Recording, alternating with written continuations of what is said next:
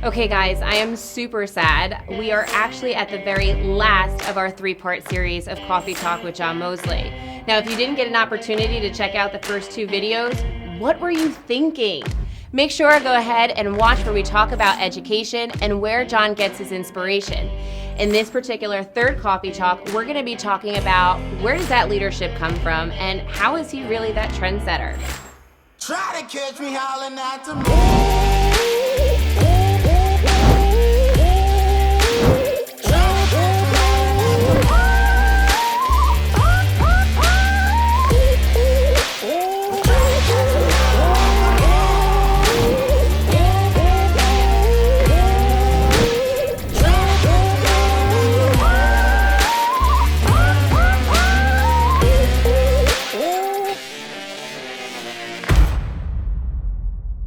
So you definitely are someone to watch, and I know that I've been watching you for years now since we formed our relationship, but as a leader in this industry, where do you find your inspiration? Where do you go to? I'm different. Like, a lot of people find their inspiration back in the field that they're in. I don't.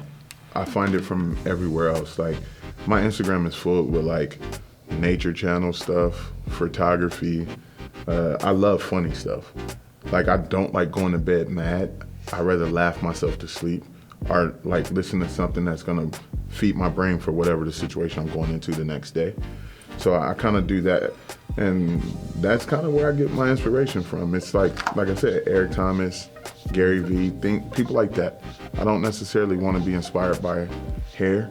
I want to be inspired by real life, because I think what makes me so special and how I connect to people and how I grow my following so fast is because I don't necessarily will sit here and talk to you about hair. I might sit here and talk to you about regular life stuff, because to me, it's bigger than hair, and it's always been bigger than hair. It's life. Life matters more than hair to me. And so that's kind of where I go for my inspiration. Now, I love that answer, but nature? Nature, yeah, I'm big. Well, where did that come from? I'm big on National Geographics. Like, I love, like, I go on a hike, I'll do whatever. Like, I love being in water stuff. Like, yeah, I'm trying to buy a big old huge fish tank, so. Oh. Yeah, so when the side hustle. So when my wife see this, she know that I'm trying to get that fish tank. You know what I mean? Shameless plug.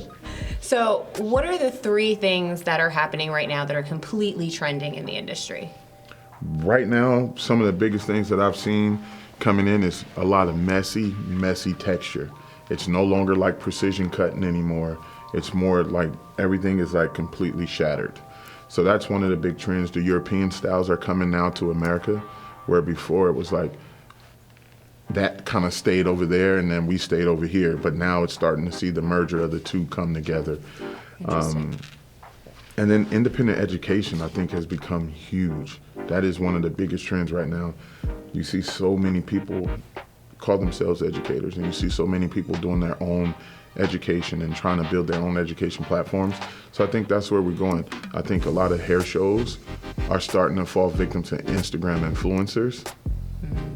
And that is the independent education that we're starting to see. Interesting. Do you agree with that though as a trend? What, independent education? Yeah, I'm with it, because I teach on the big stages at shows, but I also got my own education platform. I work for a bunch of education companies, so I know it from all 3 aspects. I respect it from all 3 aspects though as well. You know, for me, being able to walk into a class scenario where it's just me coming in as popular nobody, that education is different than what you might get in a different scenario. So it's like, you know, if you're working for a company, it's more product-based. If you're on stage, it's more technique-based. If you're going in as an independent artist, you're going in and you're free to do whatever you want to. So it's all those different aspects that I think that roll into it. So I'm a big supporter of independent education, but I'm also a supporter of knowing how to be an educator. So I know that you travel around the country all the time. You literally drove here today to spend time with us, just so everybody knows. 3 hours, by the way. And got here on time. Excellent. But what is one common obstacle that you find salon owners are talking about? He took a sip of coffee. Get ready. Uh-oh. Don't be scared. Fired up. One thing that I see salon owners complaining about or like concerned about is the lack of education of men's grooming from the student aspect. You know, barbering is such a large trend right now. A lot of young ladies want to do it as cosmetologists. But when they get into the salon world, they're not there yet. The timing's not there. I don't see a lot of people investing in tools a lot either, and I think salon owners are seeing that as well. You want to hire someone who's salon ready, not student kit ready. And so for me, it's like trying to get these students to understand wherever you want to go in life, you got to believe in yourself and invest in yourself. You got to empower yourself. So add value to who you are by adding value to your kids, by adding value to what you want to get out of life. Everybody think that it's going to come easy. It's not. Well, nothing comes easy in life, right? Yeah, definitely not. Definitely, but I think that's where it's happening, you know. Salon owners should also be worried about their staff saying they don't have time to post pictures or do things like that. No, you got time, and if you don't have time, your salon, as an owner, you should bring in a photographer Friday and Saturday, the two busiest days in most shops, and have a photographer on staff. Trade that for haircuts or hair color, but you got content all day. And people are like, well, why would a salon owner want to invest in that? And the reason why is because your appearance of your salon staff is going to go up. If they know that somebody's there with a camera every Friday and Saturday, they're going to look their best. They're going to put on their best makeup. They're going to put on their best outfit, and they're going to come to work and they're going to perform the best. So then just the integrity of the whole salon, barbershop, whatever, goes up. That's why it's so important to have that person there. Look at that. As a consumer, I'm going. I want my picture taken. Yeah, you know I love a camera. Every client want to be a model, so give them an opportunity to be a model. Now you got all the free content in the world. So now your stylist can post it on their sites and the salon can post it on theirs. That's great. So with that being said, I'm giving up too much game. Well, I mean, that's why they're watching. I normally charge for this, guys. So here you go. If you need a consultant. Was that a plug? No, it wasn't. Oh, okay. But now it is plug. Just checking. You got to say plug. So let me ask you this, with everything that we spoke about today, in this particular section of this coffee talk, what is one piece of advice that you want every business owner watching today to take away with them? So as a business owner, one thing that I will want you to take away is respect your staff. Listen to your staff. Like, hear their concerns. Hear their suggestions, and yeah, that's going to help you grow as an owner. I think that's one misconception that happens in a lot of salons, is that people don't listen to their staff because it's their business. But you gotta open up and be willing to grow and take a step back a little bit.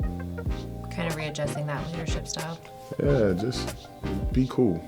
Be cool. Be cool about it. Don't feel threatened by the younger talent coming in, suggesting new things. Because like I said, like your parents couldn't raise a kid probably now in this era, because you can't talk to kids a certain way. Ain't that the truth? You know, you gotta be very sensitive to what you do and what you say. And it's the same thing when you're running a business. You gotta be very sensitive to what you do and what you say. But if you embrace it and bring it in, you ain't got to worry about it. Now you're part of them. You're learning from them that the old school ways and old school methods don't work. So now let's figure out what is going to work, and let's get these young talented artists in here to help us bridge these gaps together. I love all of that.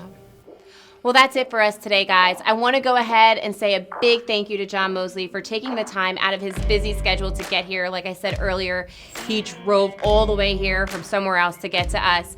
Don't forget to go ahead and like and subscribe. Make sure to leave a comment and make sure to turn on those notifications so you are never without a video. We'll see you guys real soon. Bye, guys.